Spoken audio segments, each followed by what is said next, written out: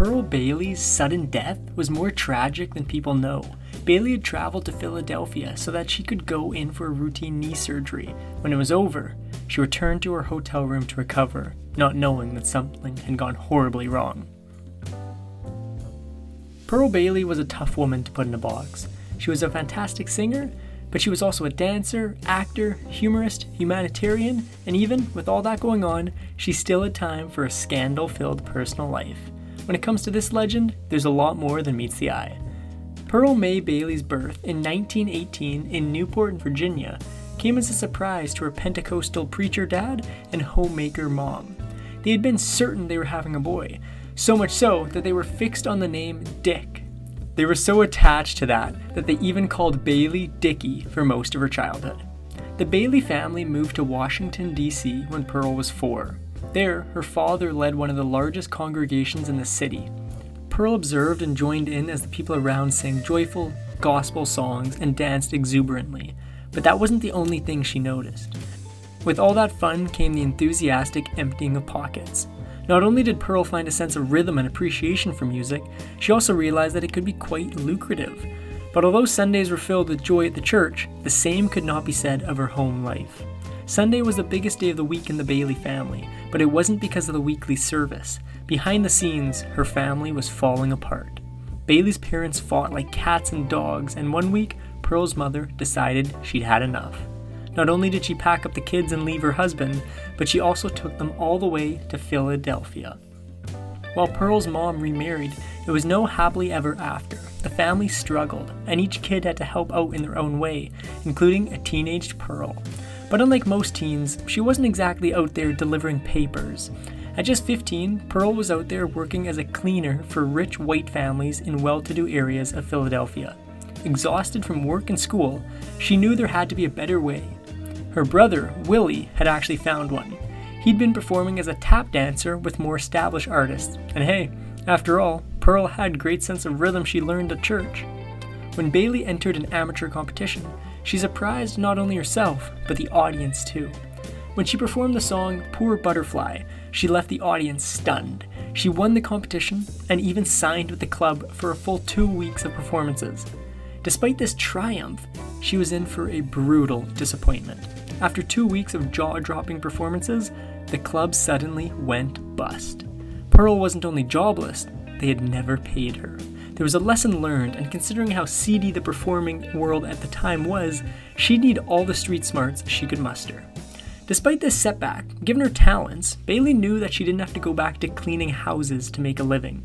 She decided she wanted to be a singer, and won another amateur contest in the Apollo Theater. There was no looking back after that. She started singing and dancing on the vaudeville circuit, and traveled to New York with them too. Although she was living her dream, it didn't mean that Bailey was comfortable. Most weeks, she had just enough for rent and to feed herself, with not a penny left over. Pearl couldn't afford to be picky, and unfortunately, this led to some unsavory gigs. Bailey's first long-term contract was to perform in the coal circuit. The coal circuit was Pennsylvania's coal towns, which housed a lot of black miners. These were very different from the Philly nightclubs, and young Pearl found out about the dark side the hard way. Sometimes, her nights would end with her in the middle of a violent brawl, with bottles flying nearly by her face. While she was taken initially aback by the regressive and occasionally creepy behavior, she soon learned to hold her own. But in her personal life, she could still be quite naive. As a stunning young woman, she attracted a lot of attention, and on her journey across Pennsylvania's sooty, ashy camp towns, she met a drummer who caught her eye. The young couple didn't waste any time in making it official, but they didn't exactly settle right down. Pearl Bailey's whirlwind love affair seemed like a dream come true, but it was more of a horror story. Bailey already dealt with a lot of bad behavior from men while she was on stage, and she wasn't about to put up with that at home. Just as quickly as she had fallen madly in love with the young drummer, she fell right out of it. Only 18 months after saying I do, Bailey and her husband decided to part ways and forget the whole debacle had ever happened. As we'll see, this love 'em and leave 'em attitude became a bit of a problem for Bailey. Not only was Pearl Bailey done with marriage, but she was also completely over the chaos and struggle of the coal circuit. So she made a drastic decision, which was nothing unusual to Bailey. She made her way back to her childhood home of Washington, D.C., hoping for a bit of peace. But as anyone knows, when you make plans, fate has a way of laughing in your face. Bailey had just found another nightclub gig when World War II broke out, leaving her without an audience. And what do you do when your audience suddenly deserts the clubs? You go out and track them down, of course. At least, that's what Bailey did. Bailey signed up to perform at the USO for enlisted men, and the tour took her all over the country, from Florida to Texas to Arizona and California. It seemed like a dream come true, but she soon made a disturbing realization. Even her status as a musician couldn't protect her from the racial prejudice she faced on tour. She couldn't stay at the same hotels as her white tour mates or eat at the same restaurants. But sadly, segregation wasn't the only thing she faced. One night, Pearl Bailey heard that Frank Sinatra would be performing at a New Jersey nightclub. Hoping to catch one of the legend songs, Bailey entered the club expecting a night of fun. Instead, she became the victim of a brutal hate crime as two white men attacked her when they saw her there. Bailey was hurt, and it left her with dire questions. How could a man hate someone he had never met before, just because he had a different skin color? What is he really afraid of? Unfortunately, it was a question without a satisfying answer. Bailey kept singing for USO throughout World War II, however, so we can't really blame her for losing her heart to a soldier. Like her previous relationship though, this too was a whirlwind romance that ended in marriage. Unfortunately, the similarities continued. They divorced in just a few months because he couldn't adjust to regular life after the war ended. Not one to dwell on setbacks, our girl Pearl threw herself in her career, and soon the universe rewarded her. New York is a city where dreams come true, and Pearl Bailey was lucky enough to capture some of that magic. She arrived there in 1944 and quickly made a place for herself in two of the city's best-known jazz clubs. Not only did she get to sing to a mixed audience, but also to the celebrities and bigwigs who frequented the place. It was there that Columbia Records executives discovered her. Recognizing her talent, they jumped to sign her to her very first recording contract. After that, there was no looking back. Singing in front of a New York audience was different from Bailey's previous outings, however, but she quickly learned to loosen up on stage, and people loved her for it. Bailey also branched out from Columbia after a few songs, making hits for choral and roulette records alike, including the scandalously titled For Adults Only. Things were definitely taking off for Bailey in ways she'd never imagined. She had a lot to do when she got to New York. She sang with jazz stars such as Cab Calloway and Duke Ellington. She even got a little bit of redress for her horrible night in New Jersey when she met and collaborated with Frank Sinatra himself. The two became great friends afterwards. On top of her work with music legends, Bailey also branched out into acting. She made her Broadway debut in St. Louis Woman. She did so well that no one could have guessed it was her first time acting on stage. The woman was going places for sure, and she wasn't afraid to speak her mind while she was on the way there either. After her debut, Bailey acted in several other hit Broadway musicals like Arms and The Girl and House of Flowers. And then it was time to take the next step. Bailey got a part in the all-black film Porgy and Bess. For any Hollywood newcomer, it was a dream come true. But Bailey quickly realized that she had a big problem. The film was taking a direction that she hadn't predicted, and she wasn't happy about it. Most newcomers to film might be reluctant to speak up on set. Not Pearl Bailey. She knew that Porgy and Bess could be a groundbreaking film for black people, and she wasn't about to let any screenwriter or director ruin it. Bailey also demanded that the undignified and unnatural dialect should be scraped from the script. She thought the actors should talk naturally, without the dems, doses, and deeses. We don't talk like that. Maybe we did 50 years ago, but not now. Well, she made a good point, and the crew was lucky to have her because the film was a hit, a massive one at that. However, professional successes didn't always translate to her personal life. Despite the failed relationships that came before, Pearl Bailey never gave up on love, the definition of a true hopeless romantic. After all, it was the main subject of the songs she sang each night. Keeping her fingers crossed that the third time would be the charm, Bailey married John Randolph Pinkett in 1948. She was just 30 when she married him, and she must have hoped this time was the real deal. But she quickly discovered that he had a disturbing, dark side. Pinkett was a jerk who was unhappy with her singing career, leading him to physically abuse her. One time, he even hit her with a telephone. Still, for 4 long years, Bailey put up with it. But even she had a breaking point. On a dark night in 1952, Pinkett split Bailey's skull open with a firearm. Not surprisingly, Bailey filed for divorce soon after.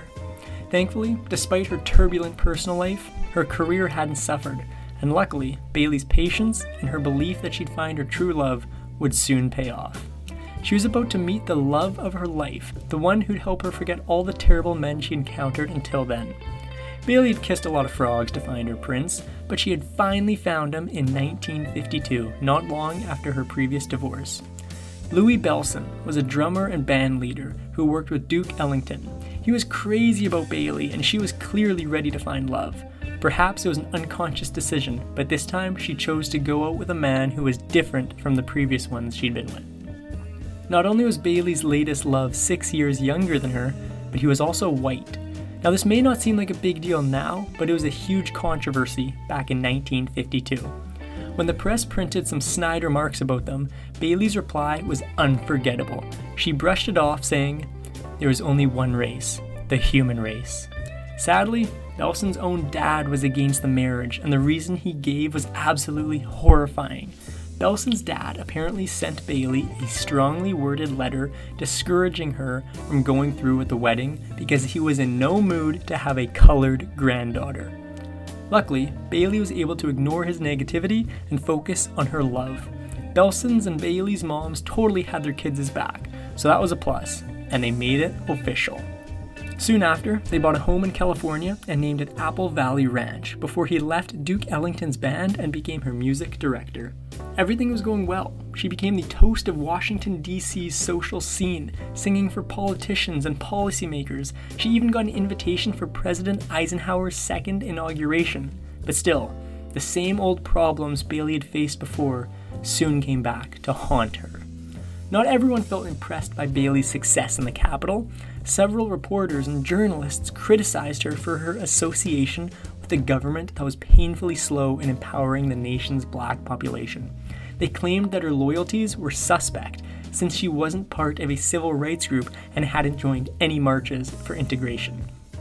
As always, Bailey had just the answer for her critics though. She told them that she walks with love and hopes it rubs off. On top of that, Bailey continued to choose scripts such as The Landlord and All the Fine Young Cannibals with strong themes focusing on race issues. Bailey's popularity in DC earned her opportunities to travel abroad as well. She became part of America's effort to increase its cultural presence in the rest of the world. She got to go to several other countries and meet all kinds of people. Never a shrinking violet, this exposure helped her talk comfortably to heads of state, educators, and diplomats, as well as other celebrities. In 1965, Bailey returned home from one such trip abroad, feeling pretty low. She complained of low energy, being in a fog, and exhaustion. She was clearly going through some major health issues, but Bailey had no time to slow down. Sadly, the consequences were disastrous. Bailey was performing in a Manhattan club when she collapsed in the wings.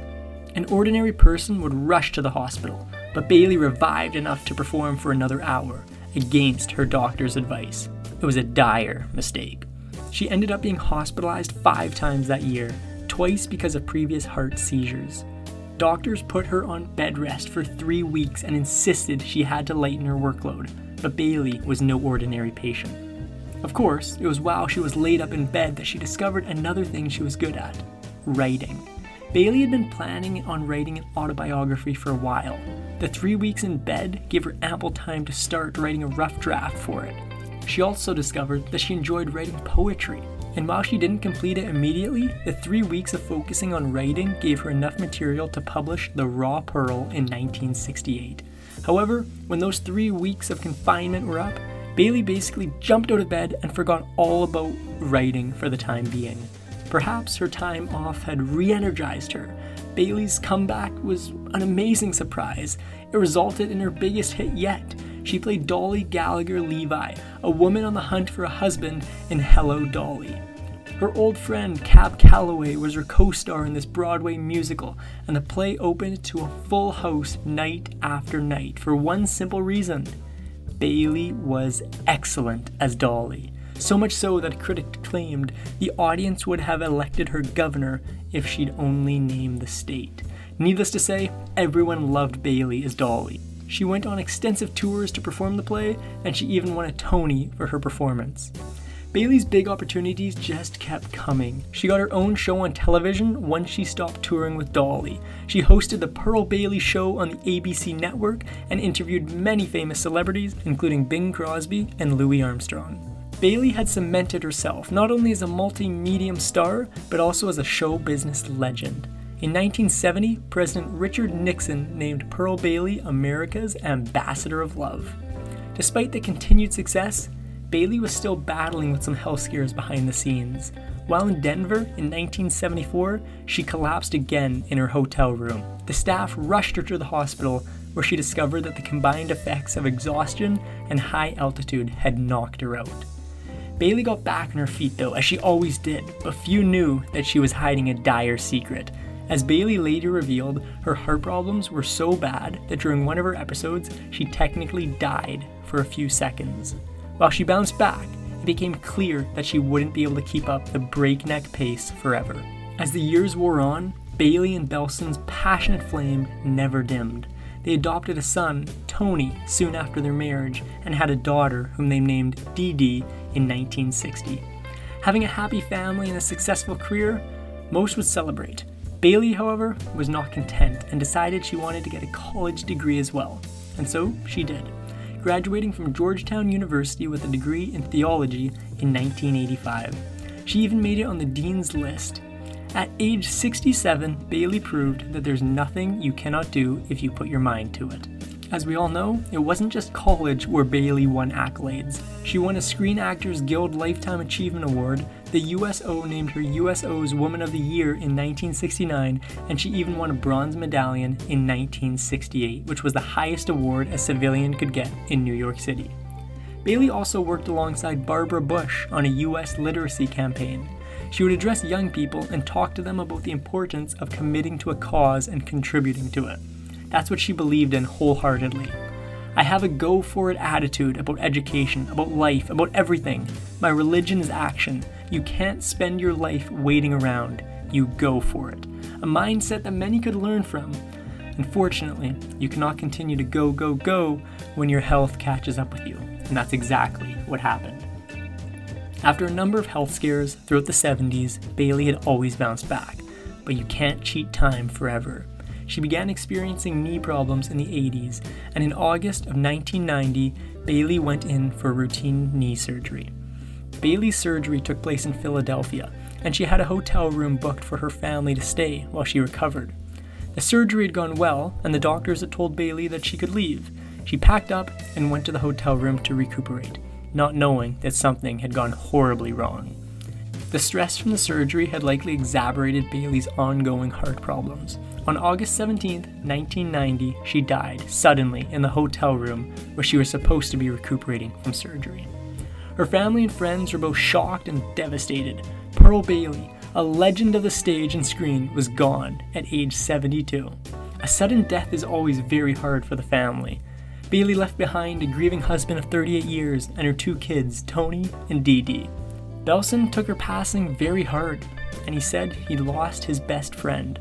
The heartbreak didn't end there. While Belson lived for 19 more years, he sadly lived through his son Tony's passing in 2004. Dee Dee also died just 5 months after her father, and the Belson-Bailey lineage ended with her. Bailey's friends and family remembered her for her kind heart and never say die attitude, but also for her wit, her exuberance, and her wisdom. Countless sources mention how well she loved and how universally loved she was. When she sang a song, she sneezed it with an earthy embrace that could warm a listener from the back of the neck to the soles of his feet. And it wasn't just those close to her who recognized her for her worth and her contributions. After her passing, Bailey's hometown of Newport News honored her name by naming the town library after her.